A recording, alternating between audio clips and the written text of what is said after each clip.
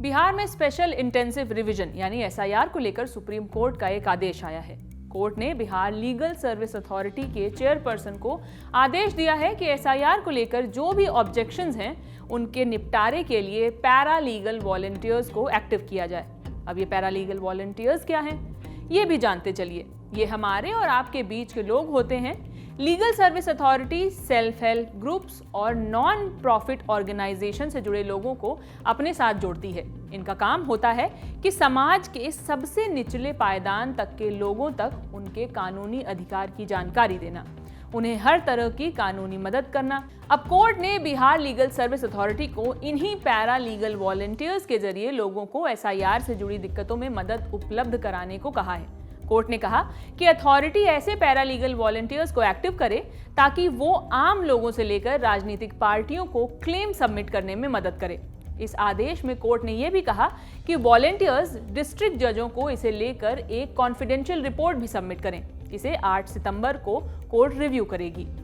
Justice Suryakant और जॉयमाल्या बागची की bench ने कहा कि एसआईआर को लेकर भ्रम के हालात बड़े पैमाने पर एक ट्रस्ट इशू है। ऐसे में राजनीतिक दलों को भी इस प्रक्रिया में खुद को सक्रिय रखना चाहिए। अब सवाल कि कोर्ट का यह आदेश क्यों आया है, तो जवाब यह है कि आरजेडी और एआईएमआईएम ने 29 अगस्त को सुप्रीम कोर्ट में इसे लेकर एक याचिका दायर की थी।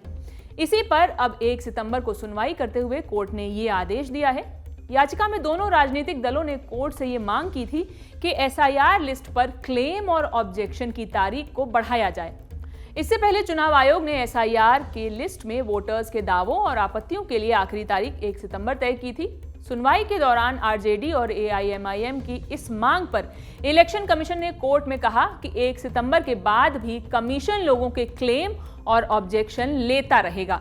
इसे कोर्ट ने साफ किया कि 1 सितंबर के बाद के क्लेम और ऑब्जेक्शन पर आयोग मतदाता सूची को फाइनल करने के बाद विचार करेगा और इसे किसी विधानसभा सीट पर नॉमिनेशन के आखिरी तारीख तक फाइल किया जा सकेगा।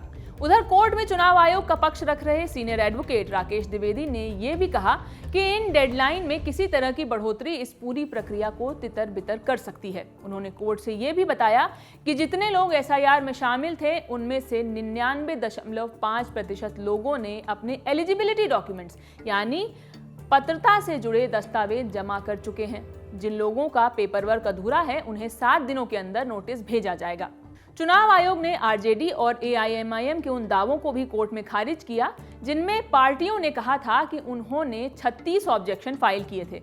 आयोग ने कहा कि उन्हें सिर्फ ऐसे 10 दावे मिले थे जिन्हें स्वीकार कर लिया गया है।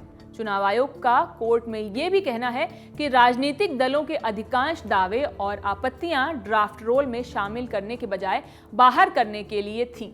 इसे 1 अगस्त को पब्लिश भी किया गया था। आप जानते होंगे कि चुनाव आयोग ने 1 अगस्त को एसआईआर का पहला वोटर ड्राफ्ट रोल पब्लिश किया था।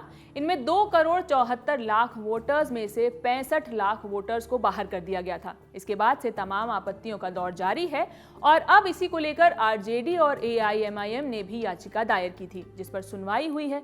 इस मामले में आगे जो भी अपडेट्स होंगे हम आप तक पहुंचाते रहेंगे। बाकी देखते रहिए दी ललन टॉप। बहुत बहुत शुक्रिया।